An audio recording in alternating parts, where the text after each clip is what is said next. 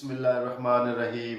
अस्सलाम वालेकुम जी। तो दोस्तों, मेरी आज की वीडियो का टॉपिक आज़रबाईजान में जो यंगस्टर बिज़नेस करने आते हैं या जो आएंगे इनके रिलेटेड है। कुछ ऐसी चीज़ें हैं जो यंगस्टर फ्लॉप हुए, उसके बारे में डिस्कस करेंगे कि वो फ्लॉप क्यों हुए, उनकी फ्लॉप होने की वजह क्या थी, और जो नए आने वाले होंगे उनके पेरेंट्स को क्या करना चाहिए ताकि जो उनके बच्चे हैं वो सक्सेस हों, वो किसी गलत एक्टिविटीज़ में शामिल ना हो। तो सबसे पहले जो एज होती है ना 18 से लेकर 30 तक, ये एज जो है बेसिकली ये बिजनेस वालों की नहीं है।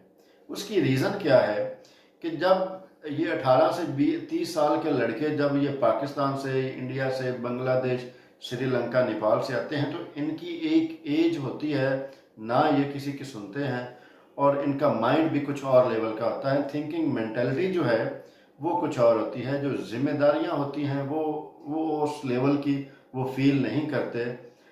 सब तो नहीं, लेकिन 90+% जो है ये रियलिटी यही है। तो जो आज़रबाईजान में यंगस्टर बिजनेस के लिए आए, जिनकी उम्र जॉब करने की थी या स्टडी करने की थी, वो आके बिजनेस करेंगे तो उनके आप हाथ में इतना पैसा थमा देंगे और चेक एंड बैलेंस नहीं होगा, तो वो पैसा ज़ाया कैसे होगा। कुछ तो ये है कि उनको जो मिसअंडरस्टैंड किया जाता है, कुछ तो उसकी नज़र हो जाता है। कुछ उनको जब वो पाकिस्तान या इंडिया से आते हैं, बांग्लादेश से, तो हमारा जो कल्चर है वो कुछ और है और यहाँ का कल्चर कुछ और है।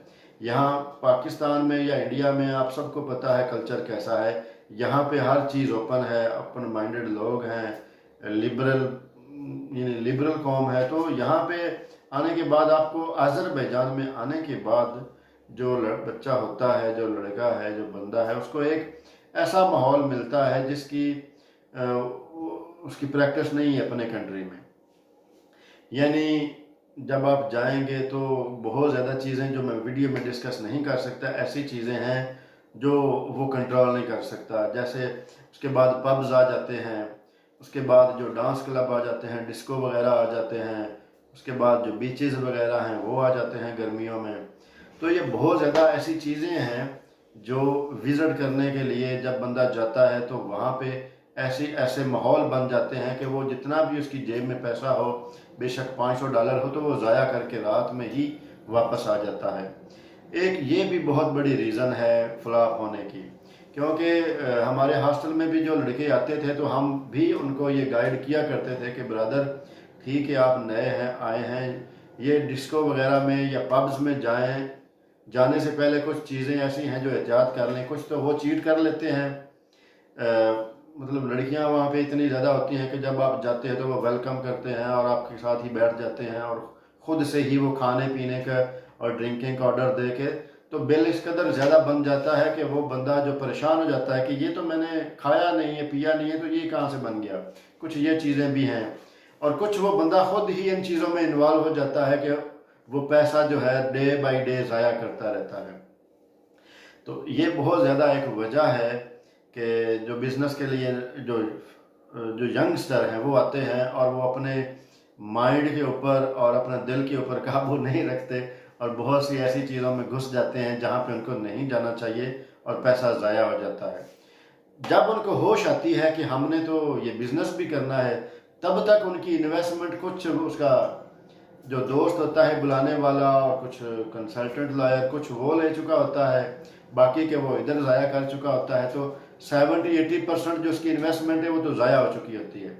तो फिर वो घर वालों को बताता है कि जी हमें पैसे और दिए जाएं, या फिर वो उन्हीं पैसों की शर्मिंदगी से ही वो बैठा रहता है और पैसे ख़त्म करने के बाद वो वापस चला जाता है।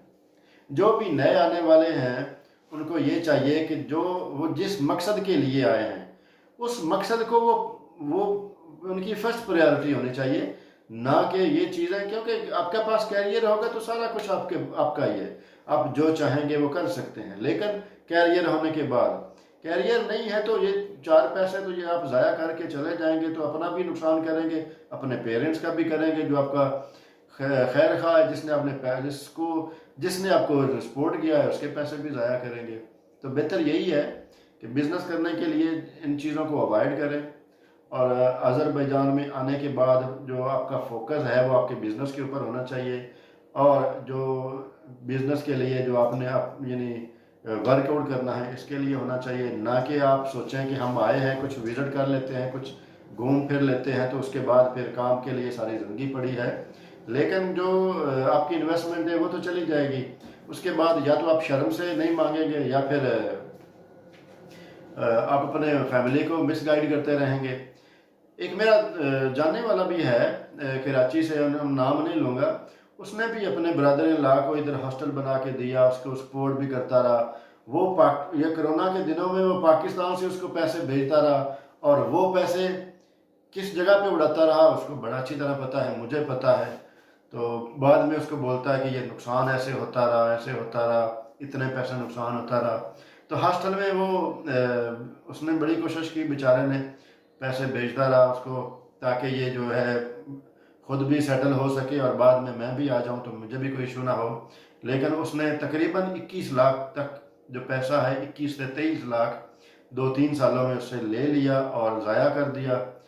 और ज़ाया किस पे किया वो मैं वीडियो में तो नहीं बता सकता, लेकिन वो बहुत ही शर्म वाली बात थी उसके लिए भी, उसके अपने बहनोई का पैसा इतना उसने ज़ाया करवा दिया।